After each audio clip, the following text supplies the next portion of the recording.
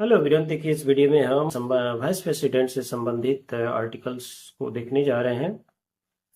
अभी हाल ही में भारत में वाइस प्रेसिडेंट का इलेक्शन हुआ है, तो ये टॉपिक कंपटीशन के लिहाज से इम्पोर्टेंट होने वाला है। आइए इसके आर्टिकल्स को देखते हैं बारी बारी से। देखिए इसमें जो है वाइस प्रेसिडेंट से संबंधित जो आर्टिकल है वो अनुच्छेद यानी आर्टिकल 63 से लेकर 71 तक जो है ये वाइस प्रेसिडेंट ऑफ इंडिया से संबंधित है। जो आर्टिकल 63 है ये कहता है there shall be vice president of India.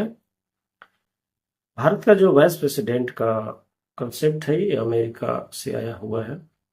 Article 64 ये कहता है कि vice president of India is to be the ex officio chairman of council of state, यानी राज्यसभा का अध्यक्ष या चेयरमैन जो है भारत का वाइस प्रेसिडेंट होगा, है ना। उसके बाद आर्टिकल 65 जो है ये कहता है vice vice president to act as a president और discharge his function during casual vacancy of president और in the absence of president, है ना। उसके बाद आर्टिकल 66 जो है, आर्टिकल 66 ये डील करता है वाइस प्रेसिडेंट के चुनाव से, यानी चुनाव कैसे होगा, इसमें कौन कौन से लोग पार्टिसिपेट करेंगे। वाइस प्रेसिडेंट के चुनाव में जो लोग शामिल होते हैं उसमें और प्रेसिडेंट के चुनाव में जो लोग शामिल होते हैं उसमें थोड़ा फर्क है।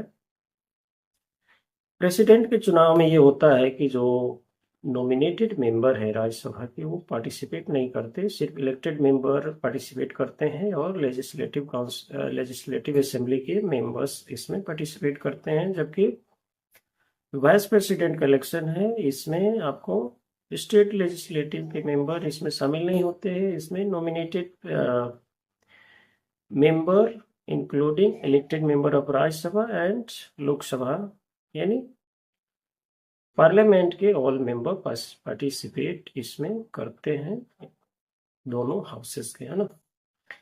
उसके बाद आर्टिकल 67 जो है ये बताता है कि जो वाइस प्रेसिडेंट का जो ऑफिस का टर्म है वो कितना होगा।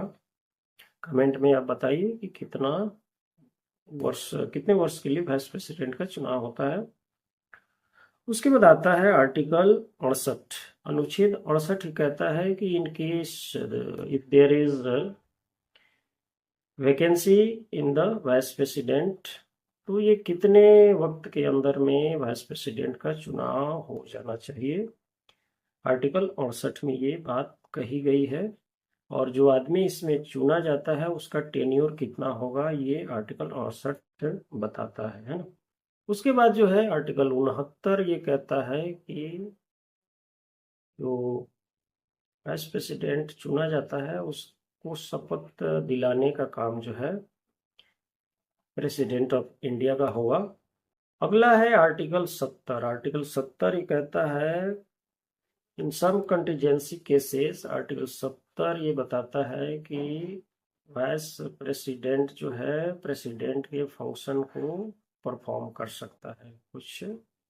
आर्टिकल 71 ये कहता है कि अगर वाइस प्रेसिडेंट के इलेक्शन में कोई डिस्प्यूट हो गया है तो वो supreme court of India decide करेगा, है ना। यानी वो जो मामला है वो सुप्रीम कोर्ट ऑफ इंडिया के पास राइट से उसमें डिसीजन लेने का, है ना।